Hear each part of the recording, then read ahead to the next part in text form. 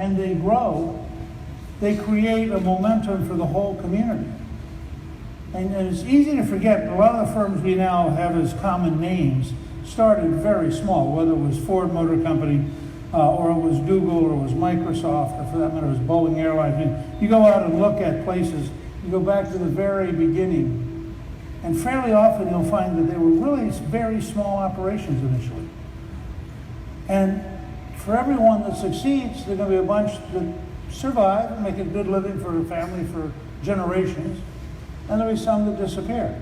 But when the regulatory environment and the tax environment and the psychological environment discourage people, you know, when folks get out of college with so much debt that they can't imagine going into business because they already owe so much, then you have a system that's not working very well anymore. So I think what Bernie Marcus was trying to get at, he and I are old friends from Atlanta, and I knew Bernie when he was just barely a billionaire. I mean, he was just, you know, he was just getting along the best he could there at Home Depot.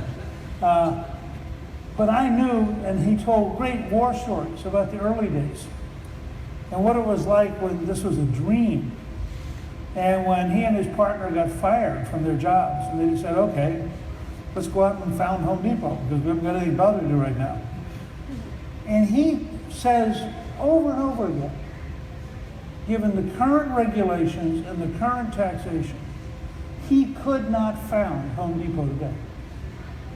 And that's why I got drawn in out of my years of friendship with Bernie and my sense as a citizen that this is really important to my two grandchildren, that they have a chance to go out and create their own small business someday and see if they can grow it and what happens to it. So the key and the thing that I think makes Job Creators Network very interesting is this is not a think tank in Washington of professors who are thinking about the concept of what it might be like if somebody someday would actually try to start a small business.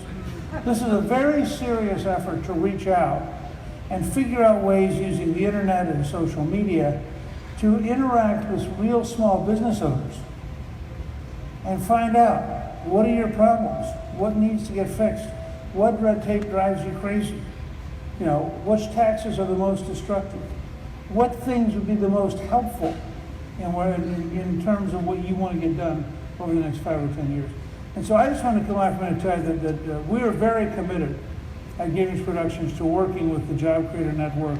We think that it's very important that the next president and the next Congress, no matter which party they are, if they're serious about America getting back to dynamic economic growth, they have to be serious about liberating and encouraging small business and creating opportunities for small businesses to accumulate capital, to create jobs, to be engaged. And frankly, if you look at some of the most recent proposed regulations, we run Gingrich Productions as 12 people.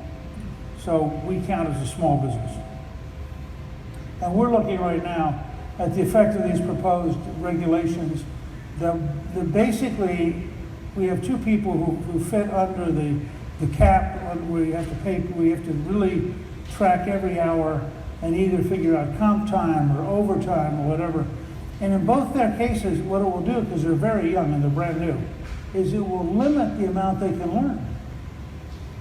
And it will limit their opportunity to go. We do a lot of stuff that involves traveling. And when you go on a trip, as some of you probably know, you know, you're going for the whole trip. Well, if you legally now have to count every single minute of that whole trip as work, you know, a 2-day trip or a 3-day trip begins to be almost an entire week of work. And now you start thinking, maybe I won't take that young person who needs to learn. Maybe I'll take somebody who isn't covered because they're getting a big enough income. And you start actually crippling your ability to train young people.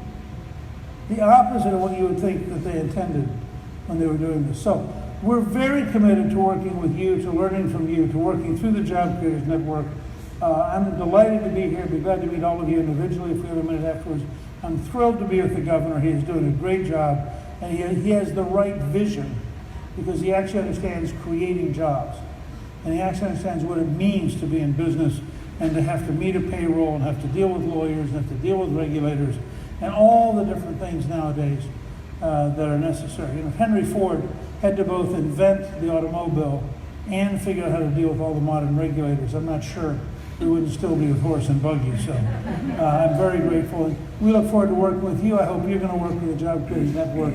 And I'm delighted to once again be back in Arizona. Thank you all very, very much.